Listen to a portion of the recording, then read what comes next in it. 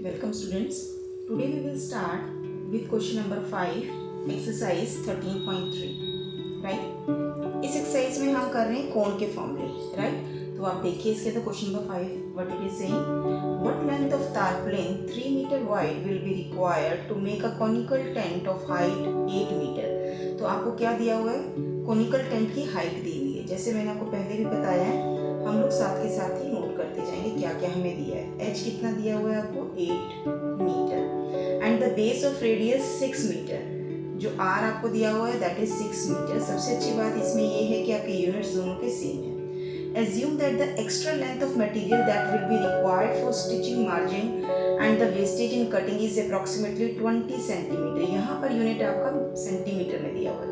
देखिए क्वेश्चन समझिए क्या कह रहा है. वो कह रहा है कि हमें एक कोनिकल टेंट बनाना है.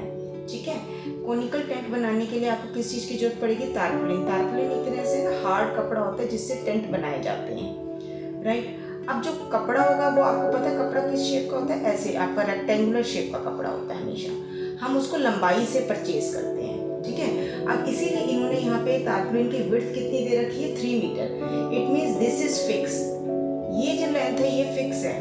आपको ये लेंथ निकालनी है कि कितनी आपको लेंथ का कपड़ा परचेज करना पड़े जिससे कि आपका ये जो टेंट है इसका आपका कर्व सरफेस एरिया निकल आए. अब इसका मतलब है जो भी मेरे को इस टेंट में कपड़ा लगाना है वो कहाँ पे लगेगा? वो यहाँ पे लगेगा. This is called the curve surface area. तो इस कोन का जो कर्व सरफेस एरिया होगा वो इस तारपुलिन के एरिया के इक्वल होना चाहिए. तो इसका मतलब है मुझे तारपुलिन का पहले इसका कर्व सरफेस एरिया निकालेंगे और फिर हम उसको इस तारपुलिन के कपड़े के एरिया के इक्वल रख देंगे. अब ये रेक्टेंगल है. रेक्टेंगल के एरिया क्या फॉर्मूला क्या होता है? Length into breadth. Breadth they have already given us 3 metre. तो ब्रेथ की जगह हम 3 मीटर रखेंगे और वहां से हम एल निकालेंगे. आई होप आपको ये क्वेश्चन सारा समझ में आ गया होगा. चलिए हम सबसे पहले यहाँ पे निकालते हैं कि एरिया ऑफ अ तारपुलिन. हमें जो कपड़ा चाहिए वो क्या है? तारपुलिन की फॉर्म का है area of tarpaulin required for making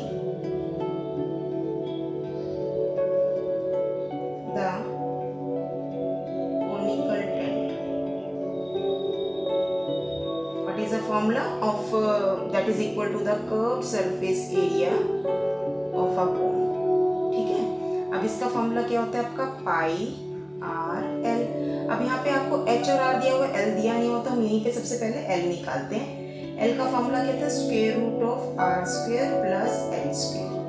अब आर स्क्वायर क्या निकाले यहाँ पे? R square is my 6 square plus 8 square. बाहर में सिंगल एम लिख दूंगी. 6 स्क्वायर कितना होता है? 36 और 8 स्क्वायर कितना होता है? 64. 36 प्लस 64 और बाहर आपने मीटर रखा हुआ है. ये आ गया आपके पास 100 का स्क्वायर रूट आप सबको पता है this is equal to 10 metre. तो एल आपके पास कितना आ गया? 10 मीटर आ गया है. ठीक है, आपको समझ में आ गया होगा. यहाँ पे जो मैंने किया है आप इससे कंफ्यूज मत होइएगा क्योंकि जब हम फॉर्मूला लगाते हैं तो हमें पता चलता है हमें क्या क्या चीज़ चाहिए.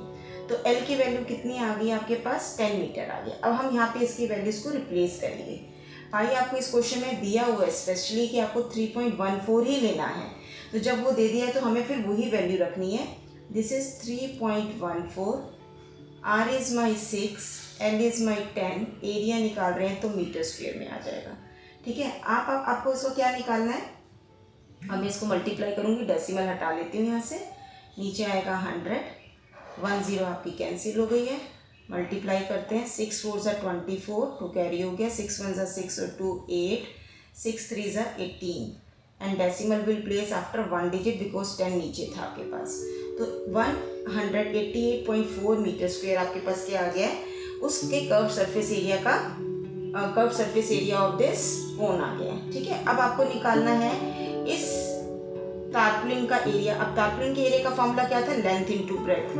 तो इसका मतलब है देयरफॉर हम इसको मैं थोड़ा सा इसको स्क्रॉल कर लेती हूँ ताकि आपको जो है नेक्स्ट पेज पे ना जाना पड़े, इसी में आपको समझ में आ जाए.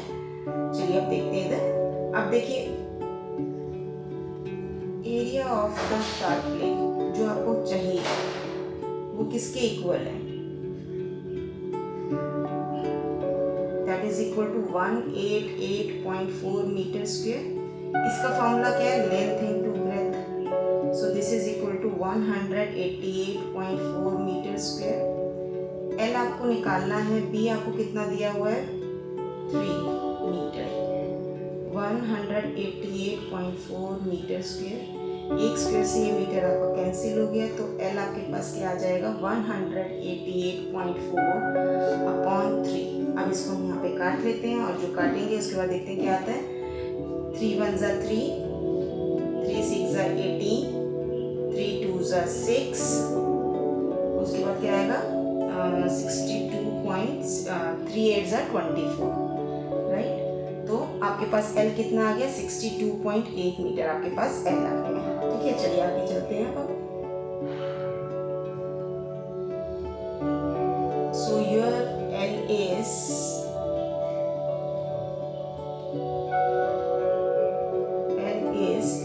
62.8 मीटर। अब जो आपको वेस्टेज है कपड़े की वो कितनी दे रखी है उन्होंने 20 सेंटीमीटर।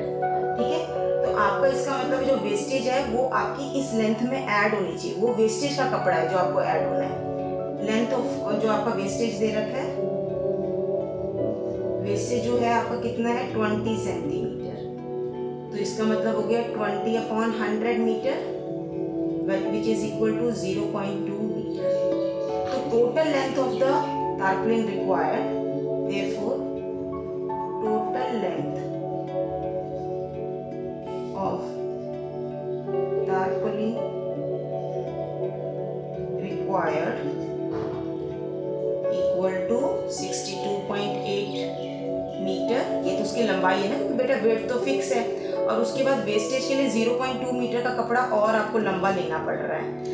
तो आप 62.8 में 0.2 ऐड करेंगे तो पॉइंट के नीचे पॉइंट रखेंगे तो 8 + 2 10, यहाँ पे 1 आएगा, 2 और 3 and 6, तो 63 मीटर का कपड़ा आपको चाहिए लंबा, जिससे कि आपका कोनिकल टेंट तैयार हो जाएगा। ये क्वेश्चन आपको समझ में आ गया होगा अच्छे से। चलिए हम नेक्स्ट क्वेश्चन पे मूव करते हैं। आपको जहाँ पे भी क्वेश्चन समझ में नहीं आएगा आप पॉज करके वहाँ पे क्वेश्चन को दोबारा से देख सकते हैं।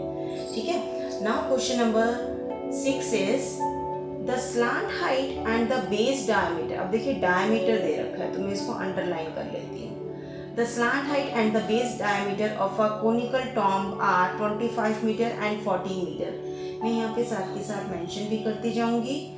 H कितना है मेरा 25 मीटर, उसी ऑर्डर में लेना होता है जिस ऑर्डर में दिया है। पहले हाइट दी है तो हाइट है, डी आपको दिया हुआ है 14 मीटर। मैं यहीं से आर भी साथ के साथ कैलकुलेट कर लूँगी 7 मीटर। आगे चलते हैं। Find the cost of white washing its curve surface area at the rate of 210/100 metre square है ये। ठीक है, अब आपको कहाँ पे वाइट जो उसकी है वाइट वॉशिंग करनी है, उसकी कर्व सरफेस टॉम क्या होता है आपने देखा है, वो गुंबद जैसे बने हुए होते हैं, उसके ऊपर आपको वाइट वॉशिंग करनी है। तो इसका मतलब आपको कर्व सरफेस एरिया निकालना है, राइट। तो आपने क्या लिखना है, curve surface area of a conical Tom. Tom किस तरह का है, कई बार वो स्फेरिकल हेमिस्फेरिकल फॉर्म का होता है, यहाँ पे मेंशन्ड है this is a conical tomb, it is not a hemispherical tomb, right. तो curve surface area of a conical tomb क्या हो जाएगा πRL, राइट।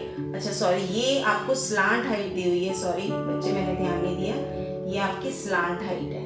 तो I am writing this again here, L equal to 25 metre, this is slant height not the height. अब आपको L given है, D given है, R given है, you just place the value here.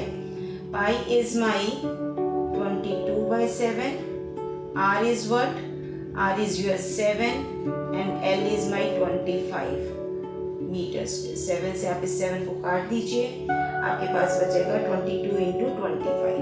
ठीक है, इसको multiply कर लेते हैं। 25 2 ज़ा 50, 0 5 बच गया, 25 2 ज़ा 50 + 5 55 मीटर स्क्वायर। ये आपके पास क्या आ गया बेटा, curve surface area of a conical Tom, जहाँ पे आपको व्हाइट वॉश करनी है। ठीक है, अब कॉस देखिए, अगर कॉस मुझे 1 मीटर स्क्वायर की दी होती तो मैं इस एरिया को सीधा उस कॉस से मल्टीप्लाई कर देती, लेकिन यहाँ पर आपको कॉस दी हुई है 210 रुपीज़ फॉर 100 मीटर स्क्वायर। तो आप यहाँ पे क्या लिखेंगे, कॉस्ट ऑफ वाइट वॉशिंग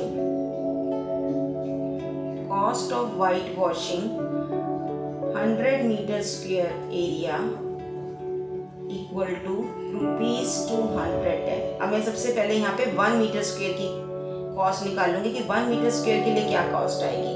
तो जब 1 की निकालते हैं तो आप डिवाइड करते हो 210/100, ठीक है। अब आपने क्या करना है, अब आपने जितना भी आपका एरिया आया हुआ है उसकी फर्दर कॉस्ट निकालनी है। अब आपका टोटल एरिया कितना आया हुआ था बच्चे, आपका आया हुआ था 550। तो cost of white washing 550 metre square area equal to 210/100 into 550। यहाँ से आप काट सकते हैं इसको, 10 से 10 काट दिया आपने। अब 55 को आप 21 से मल्टीप्लाई कर लीजिए, आपके पास आंसर आ जाएगा 511। तो आपकी जो टोटल कॉस्ट आ रही है वो आ रही है 1155 रुपीज़। आई होप आपको ये क्वेश्चन समझ में आ गया होगा अच्छे से। आप इनकी प्रैक्टिस कर लीजिएगा। बेटा ये शुरू में थोड़ी सी गलती होगी, आप इसको अवॉइड कीजिएगा।